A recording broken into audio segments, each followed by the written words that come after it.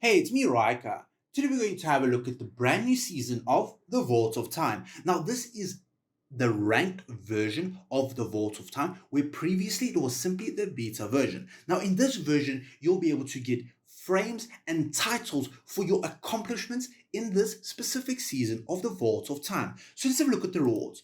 So, as we can see over here, we have two categories of rewards, being casual and honorable over here. Now, casual, you can sign up for free, and honorable, you need to pay up a upfront fee of 3,000 diamonds. So the rewards greatly differ between these two ranks. However, in honorable, you get a substantially more rewards each time you acquire a new title. So what is the difference in rewards? So let's have a look at Earl over here. So as we can see, for honorable, we get 2,000 dust, and then from the honorable choice chest, we get 50 amplifying emblems, a bit of poke coins, and we get a couple of elemental shards. However, this is not the case for Earl for casual, where you get half of the amount of dust and you do not get any elemental shards for going casual. So these 3,000 diamonds, once you reach Duke, will be paid back to you. In addition, you get an extra 3,000 diamonds once you reach the Prince rank. So these are all the fantastic rewards that you can acquire for your account. So let's say you are a brand new account and you're not sure whether you'll be able to complete all the requirements for the specific ranks, such as dealing enough damage to the bosses, getting a certain amount of tiered tiles. You can always sign up as a Star of the Dawn. Now, these are the Stars of Dawn over here. So as we can see, these 10 heroes, so these 5 on top and these 5 below. So these members have the highest combat power out of all the 70 members of your militia. And as we can see over here, I have signed up as one of the supporter roles. Now, each time your Stars of Dawn acquires a rank, so either between the initial rank to the final Prince rank, you'll be able to gain all of the rewards or titles that your specific Star of Dawn has acquired.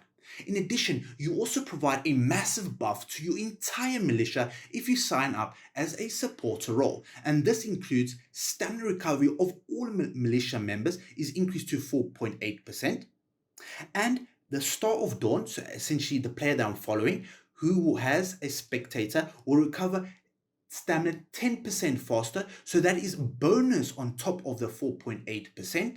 And in addition, your Star of Dawn, once they have leveled up to Prince title, will unlock 5 extra heroes and 1 extra beast. So because they have so much power, and because usually they have a lot of their heroes maxed out or near completion, this will greatly benefit them in dealing damage and acquiring all the fantastic rewards for themselves and for you as well. So, if you're planning to participate in the Vault of Time, you can always try out some of your boss teams in the boss trial arena over here. Now, all of your heroes will be maxed out. Essentially, they'll gain the full class relic benefit. In addition, you can use multiple classes. So as we can see over here, I've set up a team over here consisting of both tanks and celebrity heroes. In addition, you can also add in your pets, and this will not consume any stamina. So you simply click on battle over here.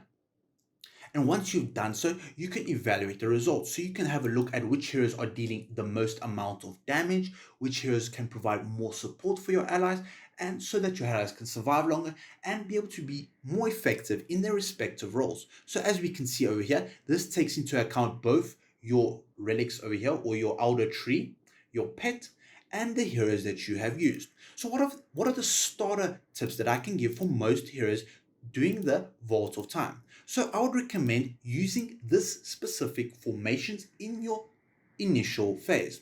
So as we can see over here, that consists of having a team that is specifically designed to take down T3 to Tier 4 towns.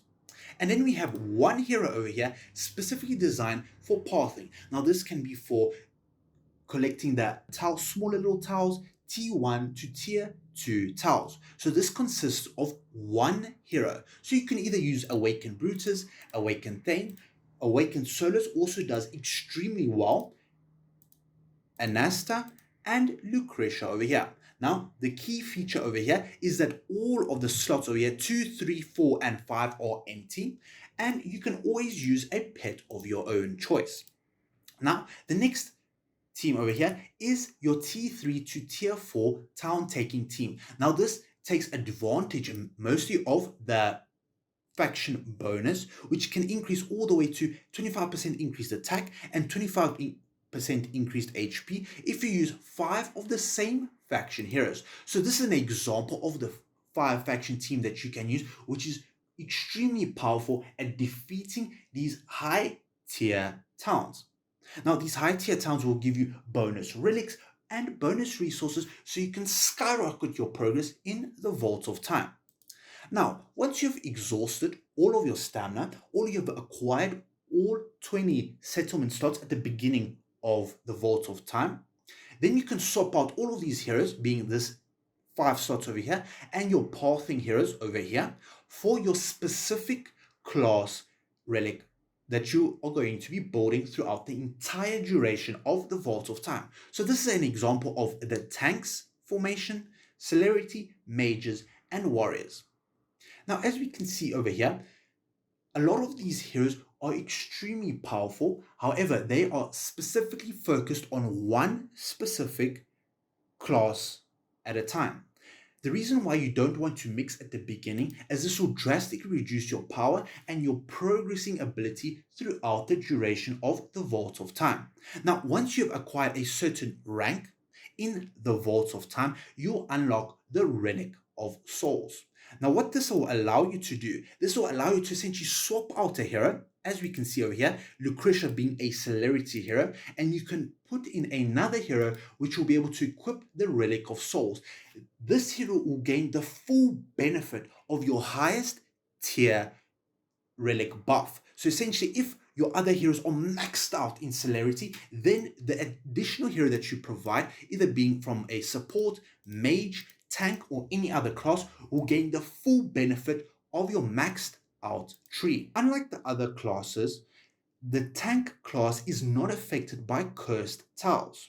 So tank class can essentially ignore all debuff effects and allowing you to progress much more easily and allowing you to conquer much higher tiles that you previously would not be able to if you went the other specific classes as well. Now, I would also recommend putting in heroes that are specifically designed to destroy or melt bosses when you use them. So in this case, usually Grazul, Mishka, and Hodgkin will be a great impact for your team, as they will be able to provide a massive amount of damage or support for your allies when fighting the final boss. However, some of these heroes from the celerity will not be as impactful as if you had a team that is more designed for bosses in game. So I would recommend going for 2 slots or 10 heroes that are used for pathing. And once you have acquired your additional slots as you rank up in the specific titles, then I would recommend adding more and more boss teams so you can have a much easier time dealing damage to the final bosses.